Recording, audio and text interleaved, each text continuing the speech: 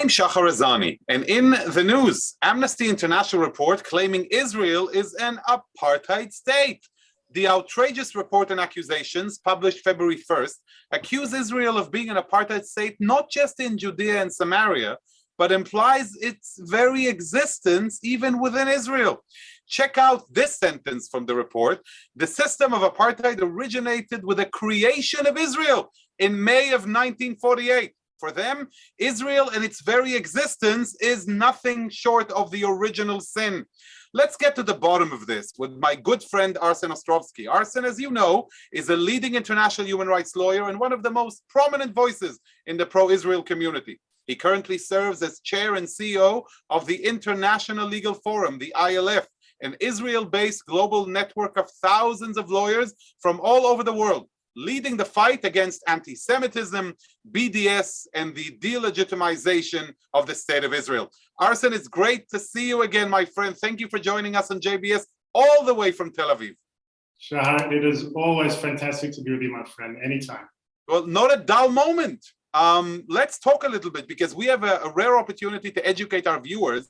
Now, you are super familiar. Anybody who follows you on Twitter and elsewhere understands where you're coming from and how profound your knowledge is when it comes to these interactions with human rights organizations. So, first of all, if you can share a little bit about the background, this kind of warfare, lawfare that we've grown accustomed to seeing against Israel coming from the direction of organizations like Human Rights Watch and others, how does that work?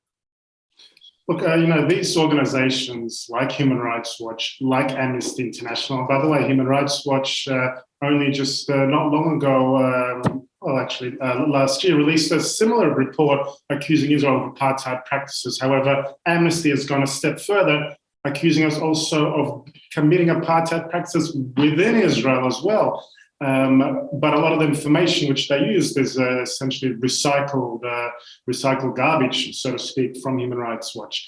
Look, at the end of the day, these organizations, they've been in existence for decades. They're storied organizations who traditionally fought for human rights, fought for victims, stood up to the oppressors. But today they've become obsessed. It is a visceral obsession with Israel, with the Jewish state. You hit the nail on the coffin when you said, for them, Israel is the original sin. Millennia, thousands of years of our people's connection to this land.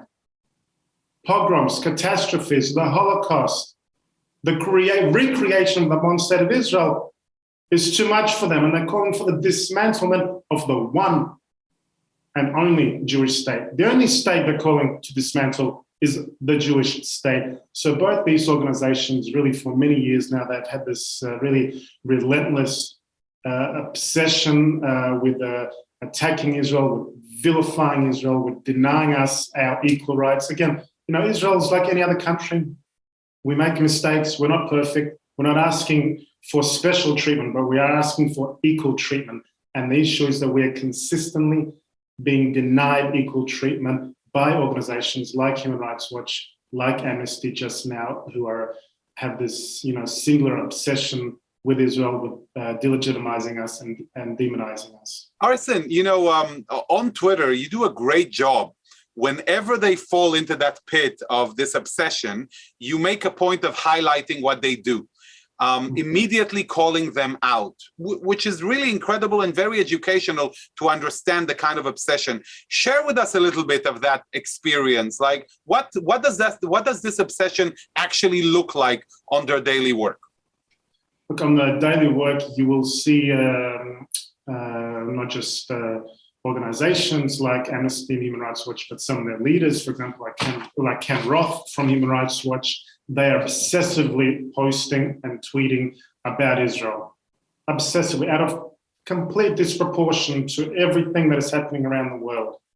Iran, Syria, China, Russia, Venezuela, North Korea, Cuba, Qatar, you name it. It's almost as if they don't exist. It's a parallel universe. For them, isn't that amazing? Because it's such a grave injustice towards so many other peoples around the world who are in dire need of human rights protection. But it seems that the Ken Rothes of the world and Human Rights Watch and others are too busy obsessing on Israel. Look, you're right. They make a complete and utter mockery of human rights and of their very mandates. You know, the founder of Human Rights Watch, Bernstein, he resigned and then he attacked Human Rights Watch, the very organization he founded, in the New York Times, saying that they've lost their moral compass. Right, we remember. Now Amnesty, with this report, right, their moral compass is buried in the ground. It doesn't even exist with the insinuations and the accusations which they're forming. It's this, it's this obscene obsession with Israel, with singling us out, with applying double standards, with applying opprobrium, and really at the end of the day, just this reluctance to accept our place amongst the nations and people. Perfect, which leads me exactly to the point. We spoke about the headline. We understand that this is a bad report that's coming from a bad place. Now, for the sake of our viewers, let's touch on some of the specific points. For instance, the idea of the report that the very notion of a nation state for the Jews is an abomination, as if this is a Jewish-Israeli invention, right? You're absolutely right, and it's interesting, and I know we've said this before, but it's, they waited a mere couple of days after we marked the whole International Holocaust Remembrance Day, right, to release this report. It's just mind-numbingly shocking. This is, I wouldn't even call it a report. This is trash. This is something that belongs in the dustbin of anti-Semitic history, with things like the UN Zionism is Racism Resolution and the Protocols of the Elders of Zion. This is this is obscene anti-Semitic screed. Again, they single out one state only. This report is 280-something pages. It took them 4 years. Imagine how they used that money, those resources, to look at Syria, to look at what Iran is doing, China, Russia, but no, they single out one state only. God forbid Africa, other places around the world. You're absolutely right. Yeah. So the first point is, again, criticizing the nation state of the Jews. The second point is they even make a reference to some sort of repatriation or a coming back to Israel of refugees in the report. Yeah. So it's interesting. First of all, they object to Israel's right of return. At the end of the day, we are a Jewish country, a Jewish state, but also a democratic state. And those two are completely complementary. We are a state of nation state of the Jewish people, but we are a full democracy, which is something that they reject. We have complete and full civil political rights for all our citizens. And that's, by the way, something even in the Declaration of Independence. And in this report, they actually say, in addition, that the State of Israel was founded upon discrimination between Jews and Arabs. Yet the very Declaration of Independence says that the State of Israel shall be a state for all its inhabitants, irrespective of race, religion, creed, nationality, or gender. So, on the one hand, they reject our right to self-determination, to the right of return. But on the other hand, they actually say that the Palestinian right of return, so-called right of return, is a must, is an inalienable right. How ridiculous is it, this notion of, and I go back to this point of turning back the hands of time as if you can change history. Can you imagine anywhere else around the world such a proposal for a return of refugees as a result of conflicts? I mean, you have numerous examples, none of which saw any kind of return ever. No, you're absolutely right. And at the end of the day, again, it's this, for them, it's this dismantlement of the very Zionist enterprise of Israel's right to exist as a Jewish state. Right. They won't say we want to dismantle it by physical force, which is, by the way, the result of this as well. We can talk about the terrorist aspects, but they're calling for the Palestinian right of return, and they're saying that all Palestinians, irrespective of where they live, are refugees, even if they're second, third, fourth, fifth generation in America and in Canada. Go back, emphasize that point. So under these assumptions, who is considered to be a Palestinian refugee? Like, the number of refugees keeps on growing every year as opposed to any other refugee status in the world. So there are again, as everything on this conflict, there are two standards. There's one standard for the entire world, and then there's another standard for the Palestinians or for Israel, depending on which way you look at it. In this case, a refugee is generally someone first generation, people that have been forced to flee from their homes. But if you are now a third or fourth generation Palestinian living in Canada or New York, wherever it might be, anywhere in the world, you're not a refugee by any regular, normal standard of international law. However, under the UN standards or under these organization standards, you are considered a refugee. And essentially, it's a way for them to annihilate Israel by sheer flooding of numbers. But of course, that's something that will never happen, and Israel will never ever agree to it. Absolutely. It's important for our viewers to understand your point here, Arsen, that when people use the term the right of return, they're actually talking about the eradication of the Jewish state, of Israel as a Jewish state. And that's exactly how this needs to be viewed. Amazing. Just amazing. Also, the other interesting point about the report, which I found, this piece of non-recyclable trash, is the fact that it deals with Israel from 1948 as if we are in 1948. So it goes back in history in order to attribute these supposed crimes to Israel. And if you go back in history with any other country on earth, from the UK to the US, and you dig deeper into the decades of old, you immediately can conjure up different kind of crimes, yet it's only perpetrated against Israel.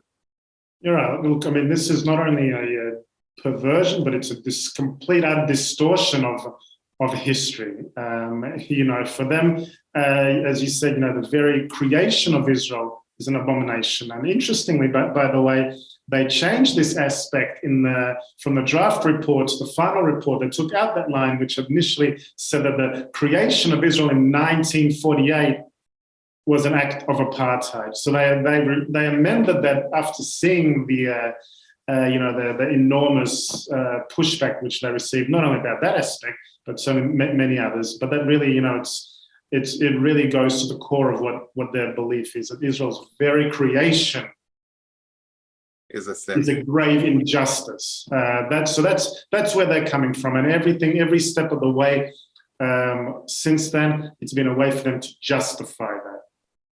Arsen, as someone who follows your work and the ILF's work, I've seen the statement you released on this issue. And one of the most interesting points that stood out for me was the fact that you referenced this move as part of a larger move against Israel in the human rights community, alongside the UN and others, in this labeling of Israel as an apartheid state. Can you tell us a little bit more about, this effort, this concerted effort against Israel? Look, none of this is happening by coincidence. That's for sure. It's certainly first of all, it's part of a long-standing campaign of lawfare against the Jewish state. And what I mean by lawfare, essentially, it's our detractors, the Palestinians, anti-Israel extremist groups, anti-Semites, essentially taking the law and politicizing it, and to achieve political means. So they're abusing the law, they're abusing it for what it's meant to justify, for what it meant to mean, and using it, to attack Israel in the international legal arena. In this particular case, one of the reasons why Amnesty is launching it now, and we know that this year is going to be essentially, in some ways, the year of apartheid. It's going to be it's almost going to be an assault on Israel, almost on steroids. With apartheid allegations coming from every angle you can imagine, starting at the UN next month when the UN Human Rights Council will meet. We know the UN Human Rights Council is a great bastion of democracy, which includes members like Venezuela, like Russia, China, Cuba, Pakistan, who sit there in judgment of Israel, which the council, which has, condemned Israel almost more times than the entire world put together. This is the judge and jury. So they have a special rapporteur. It's as if there is like a parallel world, right? There is reality and facts, And then there is this world of the UN Human Rights Council and the human rights organizations who play on their own field, trying to, paint reality with their own abhorrent colors. And it's quite amazing that members of the international community would invest resources into such efforts to undermine, because at the end of the day, it contributes nothing to peace and coexistence. You've been very active and vocal in promoting peace between Israel and Arab nations. You're a board member of Sharaka. You work hard to bring Jews and Arabs, Israelis and Arabs together, which is amazing. And yet in this arena, these organizations only serve to stick another wedge in the relationship, not just between Israelis and Palestinians, but in this report, trying to do it between Arab Israelis and Jewish Israelis. And it's interesting, that I actually have to wonder, quite honestly, quite frankly, how many Israeli Arabs did Amnesty actually speak to? How many even Palestinians did they speak to? Or did they just write this from the comfort of their headquarters in London? And by the way, their London office, the one that really led this report, it's quite interesting that last year a big report came out that was published in The Guardian and elsewhere, which exposed the institutionalized racism of Amnesty, of staff fleeing, amazing, of senior leadership forced to resign over these accusations. So I'd say perhaps maybe Amnesty ought to clean up its own shop before casting aspersions and accusations against Israel. But it's at the end of the day, I wish they'd spoken to Arab Israelis. I wish they'd heard them say that, I live as a free citizen with complete and full equal rights. I can serve in the army or not. I can do whatever job I want. I can say whatever I want. I can be free in this country like any other citizen. But they don't want to hear those voices. They want to brush them aside because they have this image, they have this agenda, and they're going to push it with their blinkers on without any iota of reality of what the situation actually is. They sure did not speak with Israeli Arab Minister Isawi Frej from Meretz, who's part of the government, who was quick to tweet in English and Hebrew. There may be some criticism about Israel's policies, but by no means is Israel an apartheid state, which I must admit to you, Arsen, just because it's an intimate conversation between us, is a bit... Between us and all your many, many viewers. Exactly. It's a bit annoying for me to even say the words, Israel is not, I am not a murderer. I am not a criminal. Israel is not an apartheid state. And in that, it disappoints me that they were able to put us in that corner where Israel has to trend with apartheid, even though it comes with a word not in the middle. But that's the kind of struggle we have to have. And maybe, and I'm just wondering what your thoughts are about this, Amnesty International is funded by donations, by supporters.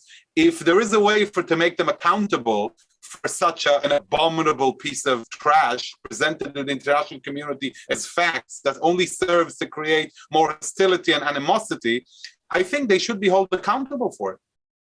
Okay, absolutely. And I know that there are efforts being made in the United States, in Congress and elsewhere in Europe to look at ways to hold Amnesty to account. There are ways that can be done, but look, that they can't get away with it's not just lies, it's not just slander, but it has words have meaning. And it's interesting, in this report, 280 something pages. It's not just words, but I can tell you in those words, in those pages, not once do they mention the words Palestinian terror. And the reason I bring that up and why it is so important, not only do they not mention Palestinian terror, but they actually justify it. They actually excuse it.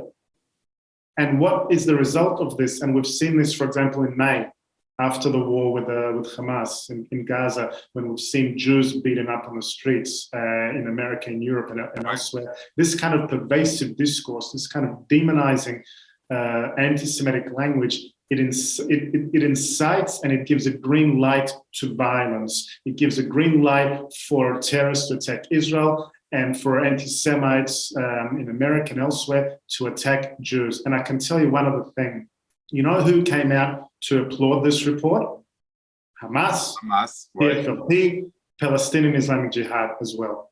And that really says everything you need to know. Words have consequences, and this kind of pervasive discourse, it leads to violence. It does not contribute to peace. And I think that's something we really need to also really underscore.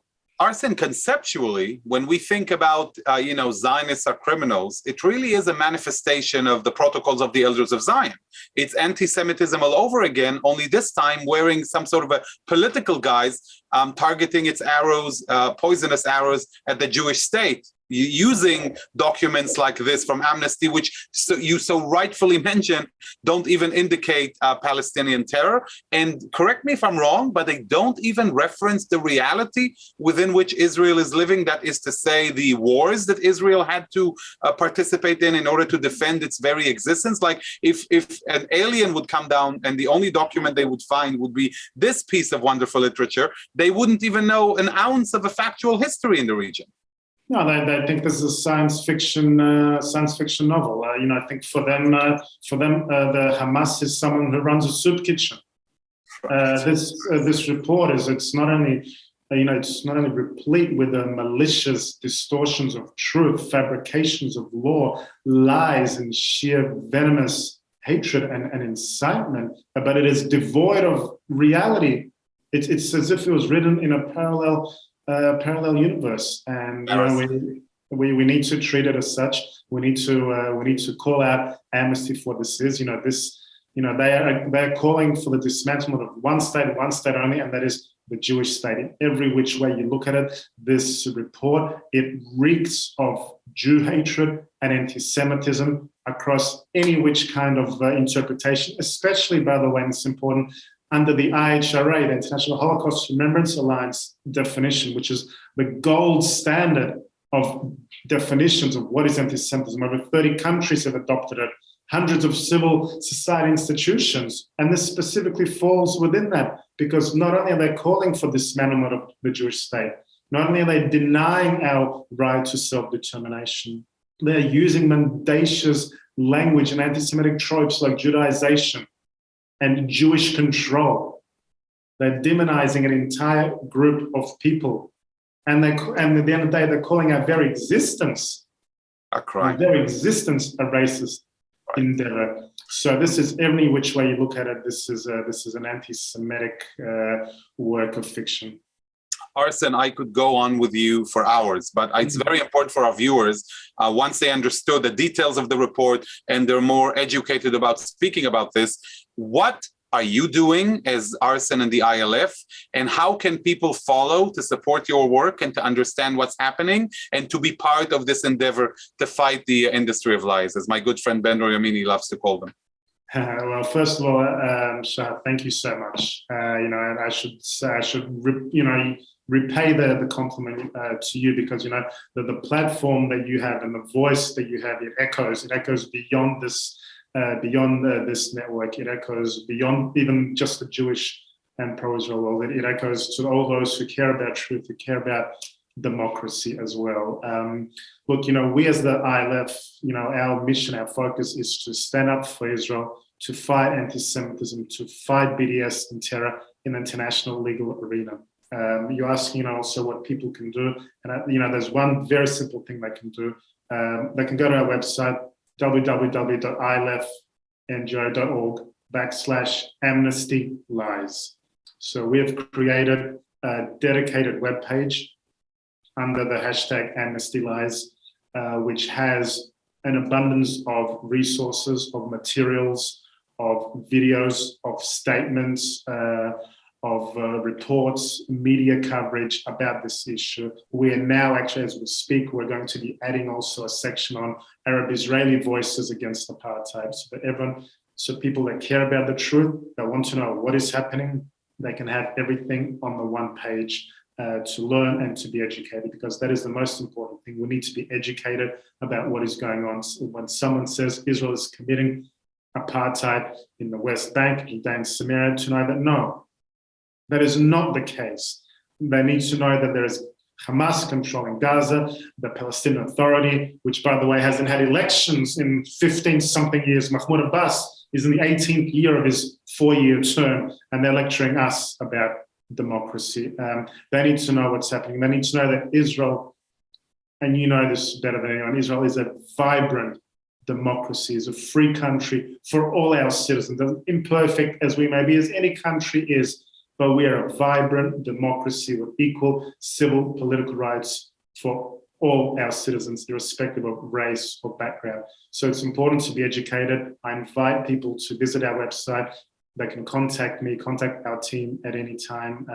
But it's important to stand up and speak out against these lies in the social media where these battles are going on. They're raging with these gross distortions of truth, of fake news, of hate, not just fake news, but hate news, which is a really toxic kind of cocktail.